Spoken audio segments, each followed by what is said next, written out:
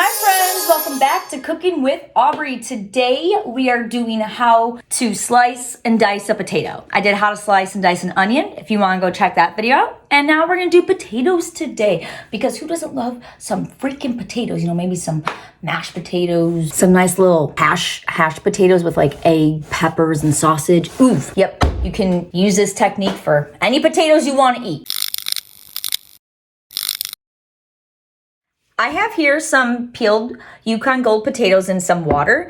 The reason I put them into water is so the potatoes don't turn brown. You know how when you're cutting or peeling a potato, over time it starts turning brown because it oxidizes. So to prevent that from happening, you put the potatoes into cold water, not hot water, okay?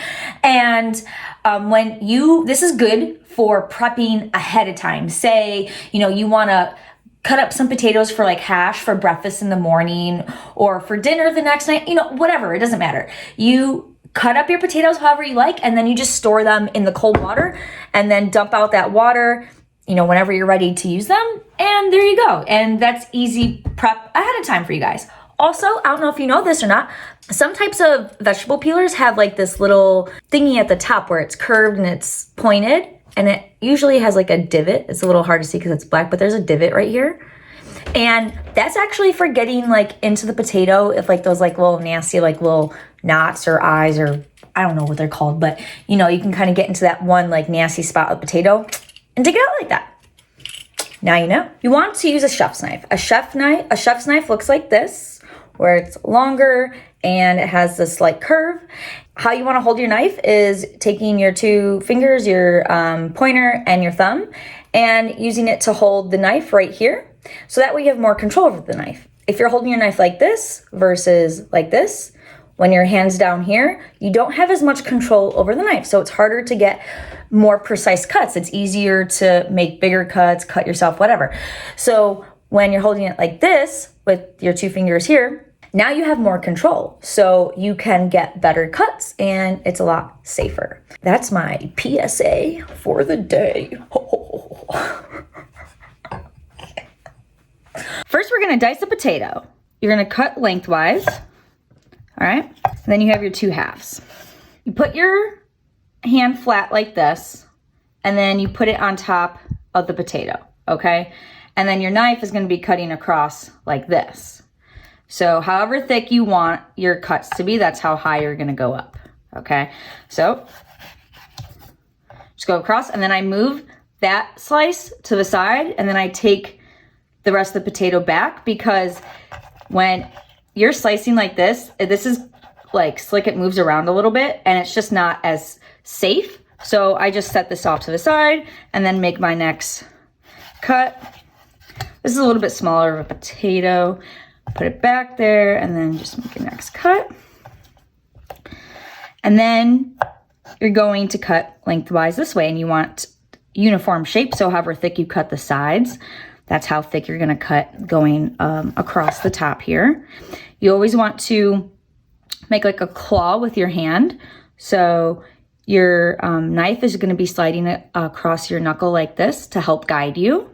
And so that way you're not cutting off your fingers. If you're just have your hands like this, like flat holding the vegetable, then it's a lot easier to cut yourself. So going like this allows you to be a lot safer, and it's guiding the knife for you.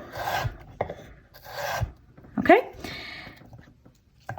And now if you wanted like to make like French fries, you would stop right here. You wouldn't go any further. But I want them in squares, or cubed rather. And then we just cut them, again, the same size, going across.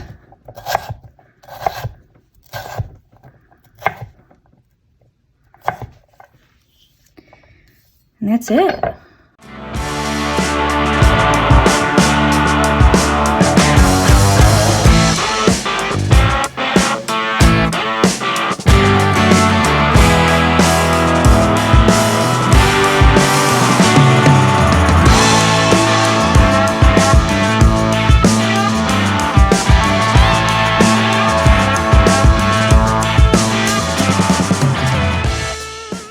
Next, we're going to slice a potato.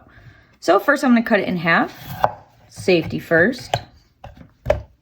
Cutting it in half first and having the flat having the flat surface down on the cutting board is a lot safer than trying to cut it whole like this, and it's just kind of wobbling around like all willy-nilly. So you just have it in half. Again, use that claw where you have your knuckles here, the blade going against your knuckles. You're putting your fingertips in so they don't get chopped off.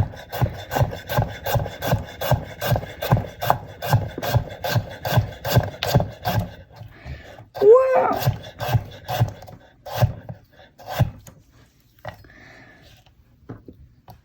There you go.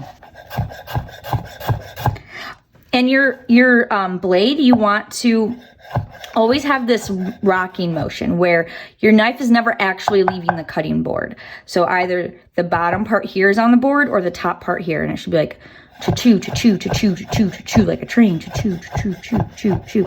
And that's a lot better for your blade instead of going like that, and you're ruining your blade every time you go on your board like that.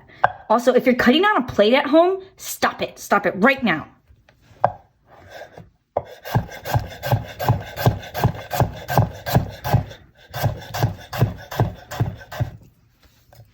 There you have it. That's how you slice and dice. And I just have my little potatoes here. I'm gonna put them right in my fridge.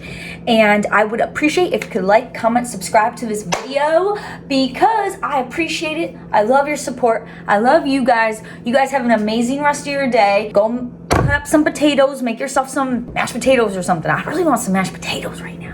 All right, you guys have an amazing rest of your day.